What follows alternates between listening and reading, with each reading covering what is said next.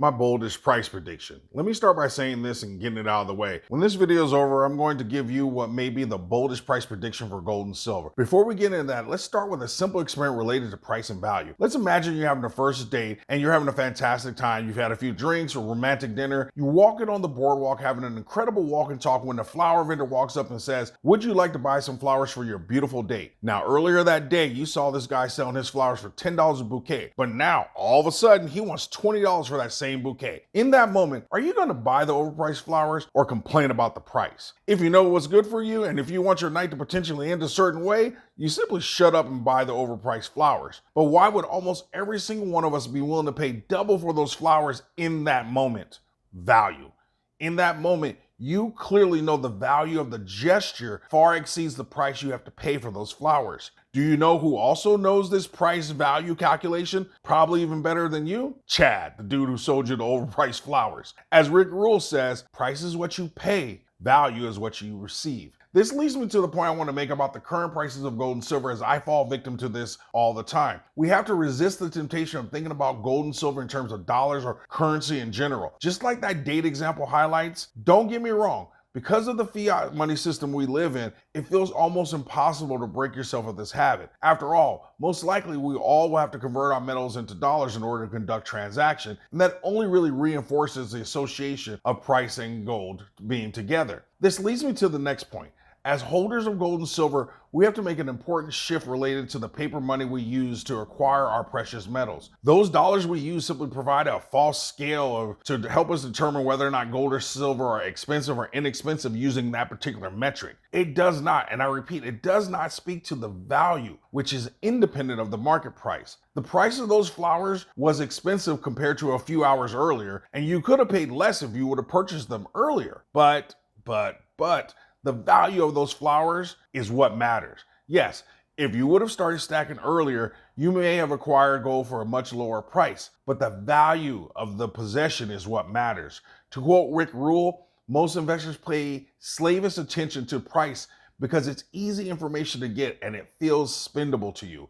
But if you don't have an opinion as to value, what is price information worth? The value proposition associated with those flowers made you not care about price. Since 1971, the price we pay for an ounce of gold or silver has fluctuated dramatically, leading us to develop a perception that precious metal prices are relatively cheap or expensive based on that relative scale of the US dollar. According to the Gospel of Rick Rule, and this isn't a direct quote, but if you don't understand value, then price is just a construct or a floating extraction without any meaning. Gold and silver actually never change. They just are. An ounce of pre-33 gold is the same as any other ounce of current day bullion. But the price someone paid in 1923 is dramatically different than the price in 2023.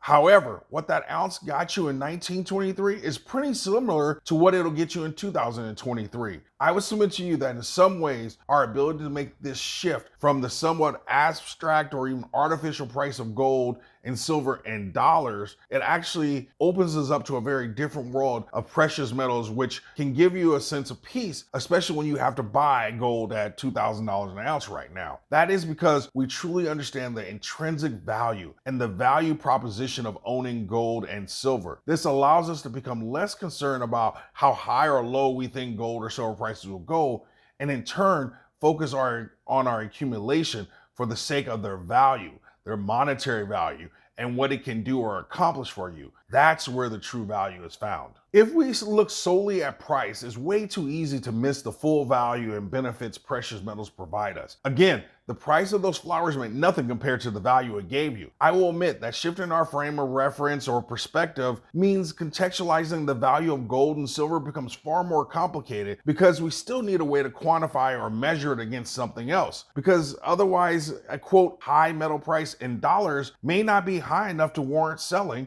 while a quote low metal price might not be low enough to warrant buying. For example, platinum's price today is almost half of gold, while historically the price of platinum has been significantly higher than gold. Again, if we remind ourselves that an ounce is an ounce, come on y'all know what I mean, not that kind of ounce. I mean an ounce of gold or platinum, they haven't changed. It's just their relative pricing. That is important because the reality is we can't escape the price trap, as it's how our system is designed. But if our thinking shifts and we start to go towards this path of using ratios and comparing assets to other assets in order to contextualize the value, we really do understand things differently. In some very real ways, price may or may not lie, while value always tells the truth. What this means to me is price predictions for gold and silver mean little or nothing. They truly become a floating extraction or even a number someone pulls from a dark, tight, stinky hole in their body. Think about the purchasing power of dollar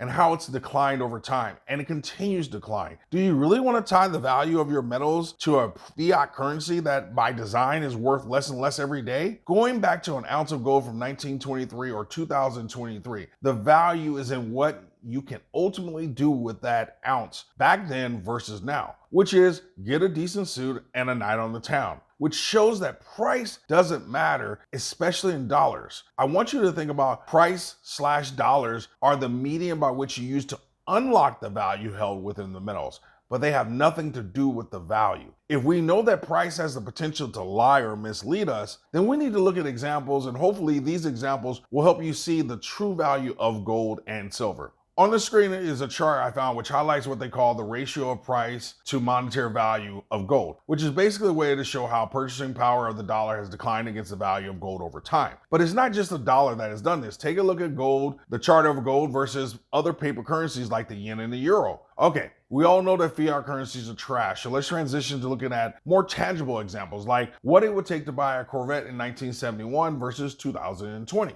In 1971, to buy a Corvette, you would need $5,500. You needed $5,500, or 135 ounces of gold, or 3,600 ounces of silver. And in 2020, you needed $67,000, but you only needed 38 ounces of gold, or 3,300 ounces of silver. You don't even need to be a subscriber to Stackers University to see the value of gold play itself out right there. Speaking of which, if you're receiving any value from this video or want to show me some love, please hit the like button and make a comment. It really helps get the video out to other people. And if you want to see more videos like this, go ahead and hit that subscribe button. Forget a Corvette. Let's just talk about trading metals in for real estate. This chart shows how home prices have measured against the number of ounces since 1975. And if you believe home prices are unaffordable today, or that the prices have to come down, then you will be making the case for a lower number like 85 ounces of gold being required to purchase a home, which it was like that in 1985. And this is what it looks like for my silver bucks. Next is an interesting chart I found highlighting gold's purchasing power in a couple of different European countries. What you see is how gold's purchasing power has continued to increase while all the currencies have become less valuable. Just like a $20 bill from 1920 gets you nothing in comparison to a gold coin from 1920, even though they were both interchangeable back then. So it's time for me to share my price prediction for gold and silver. And here's what it is. It doesn't matter